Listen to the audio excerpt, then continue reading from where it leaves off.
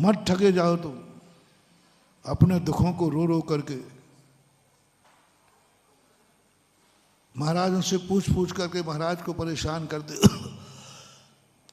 मेरे कभी अच्छे दिन आएंगे कि नहीं, मेरे चेहरे पर कभी खुशी आएगी कि नहीं, मेरे अच्छे नंबर कभी आएंगे कि नहीं, मैं कभी कलेक्टर बनूंगा कि नहीं, मैं कभी महाराज बनूंगा कि नहीं। चलो ये ले लो। ये तो आते ही नहीं है, वो तो कह रहा हूँ, थोड़ा कह देता हूँ अपनी बात है। हाँ कहूँ, हाँ ठीक है, अच्छी बात है। कहूँ भूले भटके आ जाए तो बता देता हूँ। भगवान को देख के कभी भगवान बनने का भाव आ जाए, कभी तो आ जाए, तो आता नहीं। और सारी चीजें आएंगी। कभी मैं ऐसा बनूंगा कि नहीं, कभी मैं धनवान बनूंगा कि नहीं, कभी मेरे यहाँ गाड़ी होगी कि नहीं, कभी मेरा मकान होगा कि नहीं, कभी मैं भगवान बनूंगा कि नहीं, कभी महाराज बनूंगा कि नहीं। कोई भी किसी चीज में आए, मैं एक ऐसा नुस्खा देता हूं तुम्हें जो बिना कोई साइड इफेक्ट नहीं है और अचूक है, आगम सम्मत है। तुम कुछ नहीं करना, किसी से मत पूछना। जैसे तुम पूछते हो महाराज जी मेरा कभी व्यापार अच्छा चलेगा कि नहीं, मैं कहता हूं अच्छा किसका चलता है, पहले उसका नाम बताओ। अच्छा दुकान किसकी चलती है, उसका कभी तो नाम मालूम है? बोले हाँ महाराज पड़ोसी में एक दुकान है इसी माल की, उसकी बहुत चलती है। तो उसको देखकर तुम्हें कैसा लगता है? उसको देखकर तुम्हें कैसा लगता है? लो नुस्खा लेना। और बहुत बुरा लगता है, ऐसे लगता है इसी मकान में आग लगा दूं। मैंने कही जाओ, तुम्हारी दुकान जितनी चलती थी अब इससे कम और चलेगी, बंदी हो जाएगी, बोनी भी नहीं होगी। तो क्या करें? बस तुम इतनी साधना कर लो 6 महीने तक, तुम्हारी दुकान पे एक भी व्यक्ति नहीं आ रहा है, उसकी दुकान पर लाइन लगी है, तुम खुशी मनाना शुरू करो कि हे भगवान मैं तो बदनसीब हूं, मैं तो गरीब हूं, लेकिन मेरा पुण्य है कि मेरी दुकान एक पुण्यवान की बाजू में है। इसने जरूर कोई पुण्य किया है, जरूर इसने कभी दान पुण्य किया है, आज उसका लाभ मिल रहा है। और तुम्हें ईर्ष्या ना हो जाए और खुशी का बात आ जाए कि ये है पुण्यात्मा, और अपनी निंदा का भाव आ जाए मैं हूं पापात्मा, मैंने कभी दान पुण्य नहीं किया, आज हमारे पास लक्ष्मी रूठ गई, हम दुकान खोले बैठे हैं फिर भी बोनी नहीं हो रही है। कारण पर विचार करो, क्यों लक्ष्मी रूठी है? जिस वस्तु का हम दुरुपयोग करेंगे वो बार बार हमारे पास आएगा या दूर भागेगा। तुमने जरूर पूर्व भाव में लक्ष्मी का दुरुपयोग किया है। सबसे खतरनाक है अपनी जिंदगी का बहुत सावधानी पूर्वक लक्ष्मी का दुरुपयोग किया तुमने। लक्ष्मी तुम्हें धर्मात्मा मान के आई थी और तुमने उसको जुए पे लगा दिया। लक्ष्मी तुम्हें धर्मात्मा मान के आई थी, तुमने शराब में बिता दिया। लक्ष्मी तुम्हें धर्मात्मा मान के आई थी, तुमने पापों में बहा दिया। रावण को लक्ष्मी धर्मात्मा मान के आई थी, उसने अत्याचार मचा दिए धन के बल पर। लक्ष्मी कहती है इस बार तो गलती हो गई, तू एक एक दाने को एक एक कौड़ी को मोहताज हो जाएगा, दुकान खोल के बैठेगा तो बोनी भी नहीं होगी। ये आलोचना तुम्हें करना है। जिनके व्यापार नहीं चल रहे हैं वो सबसे पहले अपने दुर्गुणों का याद करें। क्यों नहीं आ रही है मेरे पास धन, मैं चाह रहा हूं?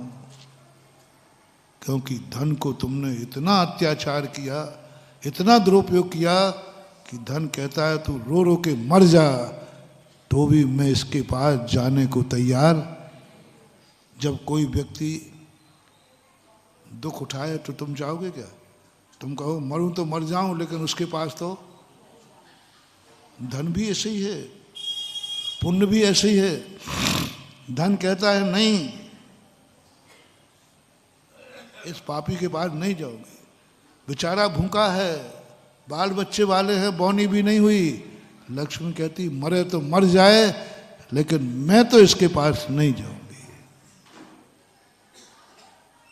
ऐसा तुमने क्या कर डाला है जो प्रयास करने के बाद भी, ऐसा क्या पाप कर डाला है कि लोगों ने तुम्हारी हथेली पर सोने की मोहर रखी और अंगारा बन गई? क्या पाप कर डाला? ऐसा क्या पाप कर डाला है कि तुम्हारे घर में आते ही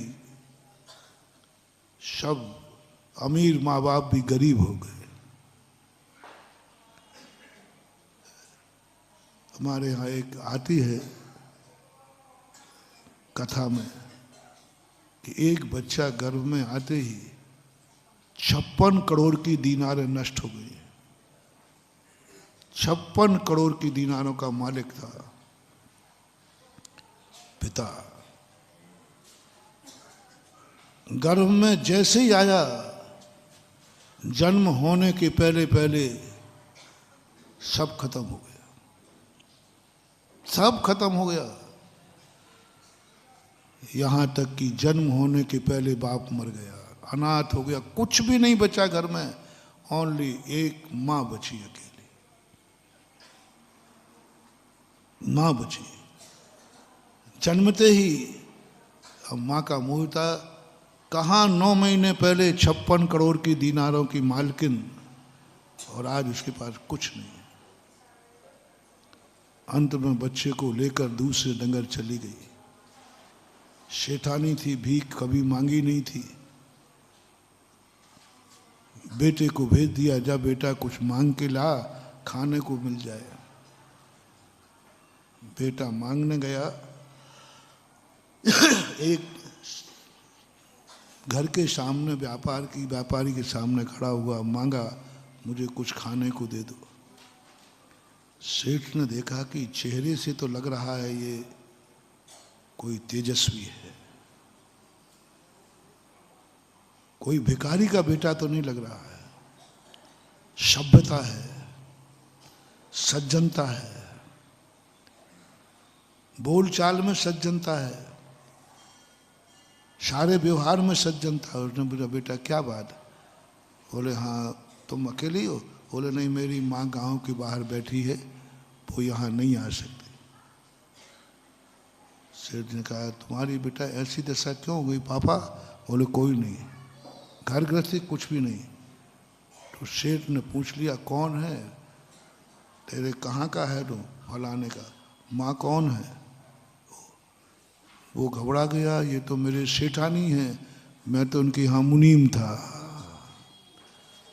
पहचान लिया, वो समझ गया सेठानी शर्म के कारण से नगर में, और उनको ये भी मालूम है कि इस नगर में मैं रहता हूँ, इसलिए बेटे को इशारा करके भेज दिया उस मोहल्ले की तरफ जाना।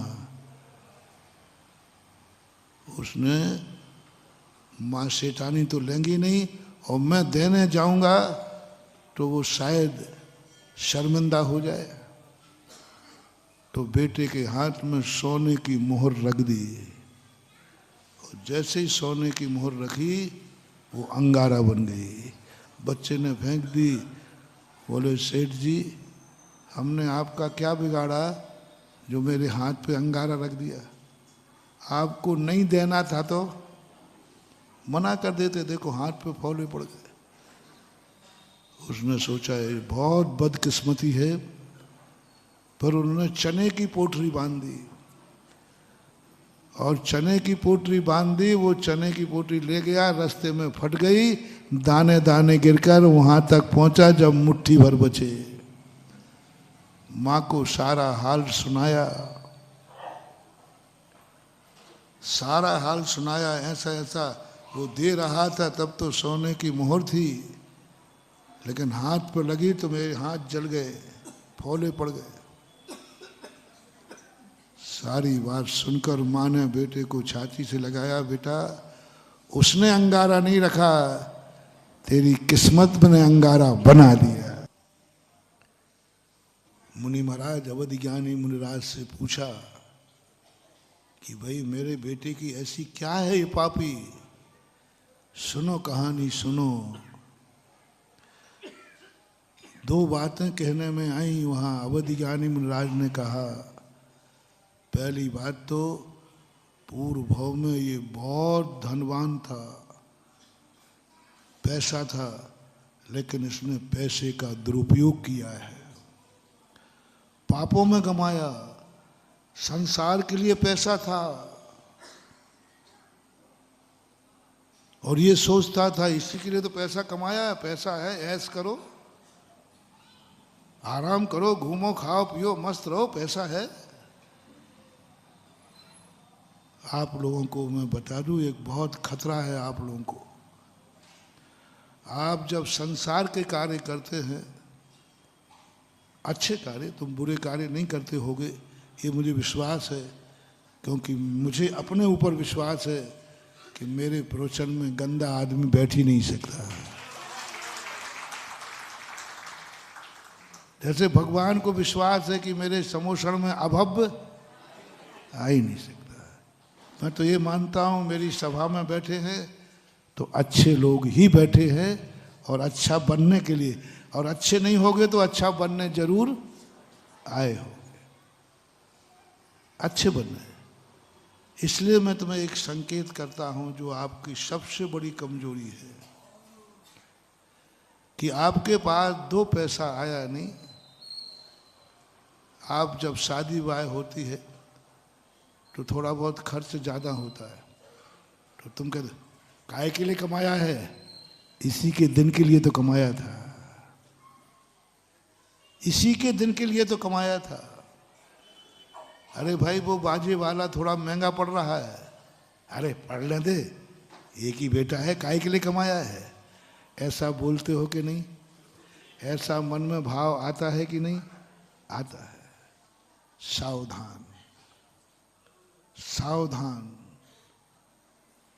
भविष्य अंधकार में है। आज तुम कह रहे हो किसी के लिए पैसा कमाया था, ऐसा दिन आएगा कि कहोगे अब मैं बेटे की शादी करूं कैसे, कुछ तो है ही नहीं। ये अभिशाप तुम्हारे लिए, ये तुम्हारा दुर्गुण उसी दिन बन गया जिस दिन तुमने कहा काय के लिए पैसा कमाया। मकान बन रहा था, उन्होंने कहा एलिवेशन ऐसा बनाना है, तो तुमने कह दिया इतने लाख रुपए लगे। अरे लगने दो, काय के लिए कमाया है, मकान अच्छा नहीं बने तो क्या करेंगे। गाड़ी का नया मॉडल निकला, उन्होंने कहा सेठ जी गाड़ी थोड़ी महंगी पड़ेगी। अरे मूर्ख कहेंगे, काय के लिए पैसा कमाया है, गाड़ी बढ़िया ला, काय के लिए कमाया है। ऐसे ही और भी घूमने जा रहे हो, विदेश जाओगे, 10 लाख रुपया 50, अरे हो ना दो महाराज, क्या बात है, काय के लिए कमाया है, काय के लिए कमाया है। होटल में रुको, काय के लिए कमाया, बहुत पैसा लगेगा, बस काय के लिए कमाया है। ये जितने बार तुम्हारी जिंदगी में आएगा उतने भाव तक तुम दाने दाने को मोहताज हो गए। और गलत कार्यों में आ गया तो फिर बनता झाड़ी है। शराब पी रहा है, ऐसे काय के लिए कहा, पैसा है तो कोई डांका डाल थोड़ी रहा हूं, अपने बाप की कमाई है या स्वयं की कमा रहा हूं। हाँ, एक शराबी यही बोले महाराज मैं अपनी कमाई का पीता हूँ, बाप ने मना किया, तो बोले मैंने पापा से कमाई से नहीं पीता हूँ। पापा को क्या तकलीफ है? हाँ, पापा के कई बच्चे बहुत होशियार होते, पापा आप जब ही डांट सकते हो जब आपके आप पैसों से पीऊं, मैंने आपके पैसे से नहीं, मैं कमाता हूं, मैं पीता हूं, काय के लिए कमाता हूं।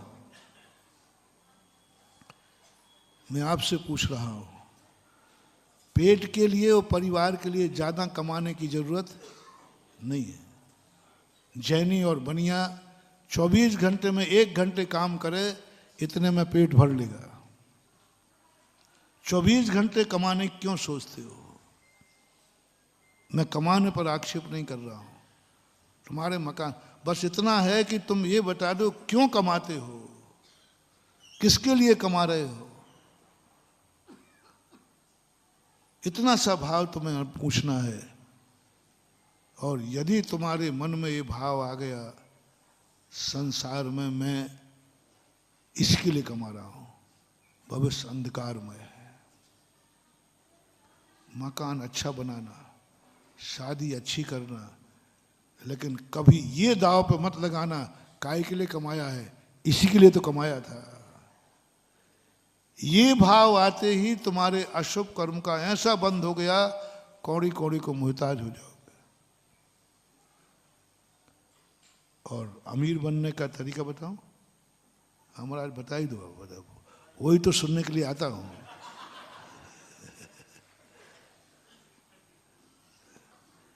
कभी यदि दान देना या नहीं देना इसकी बात नहीं है, कभी तुम्हारे नगर में मंदिर बन रहा हो,